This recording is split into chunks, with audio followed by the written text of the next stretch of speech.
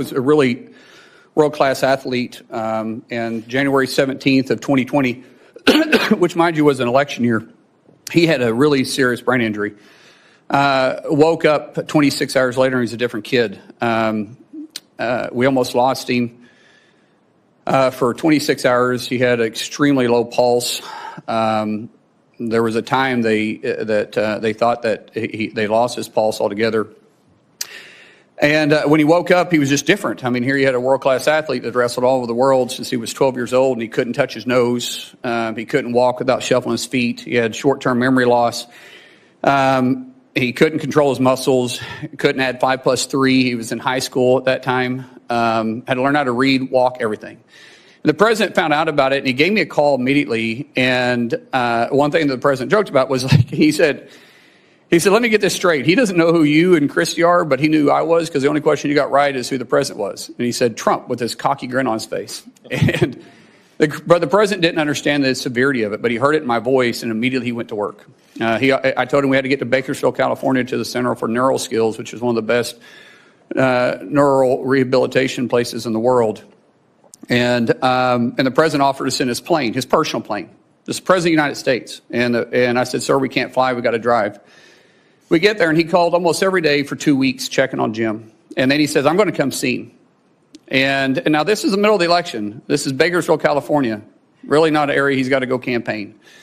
And he took the time to come up there and see Jim. And the center told us that the short-term memory loss something would trigger it. Some big event would eventually trigger where he'd start retaining stuff. Until then, he was still having issues. And the president arrived, and of course there was cameras and everybody around, and of course none of the media ever talked about it, which was funny because the president called him on stage and talked to him. And then we went to the back, and the president didn't talk to me. He didn't know I was in, I mean, he didn't care if I was in the room. Here's a guy that's been over, and his tie is about as long as my son, because my son, it stunted his growth, and so he's 5'3" the rest of his life. And his team came to him twice and said, sir, we got to go. We got to go. On the third time they came over to him, he looked at him and he says, hey, I guarantee you that plane won't leave without me. And for the next 15 minutes, he did nothing but love on my son.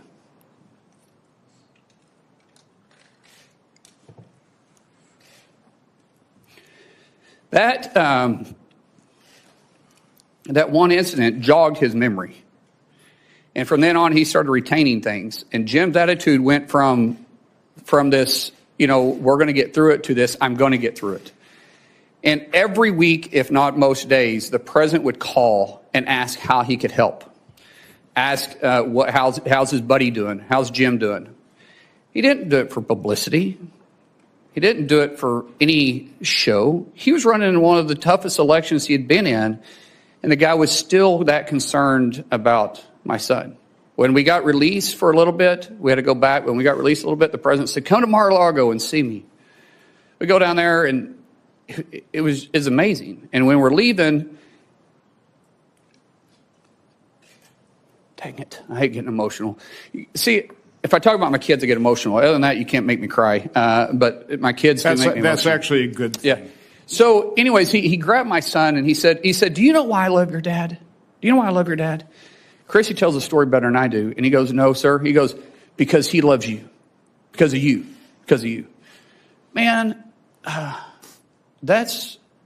didn't do it for any other reason. I mean, here's the president of the United States, and he did it just because he cared. And so when you want to say why he's a friend, yeah, we were acquaintances before that. We've been friends ever since. The American people need to hear that.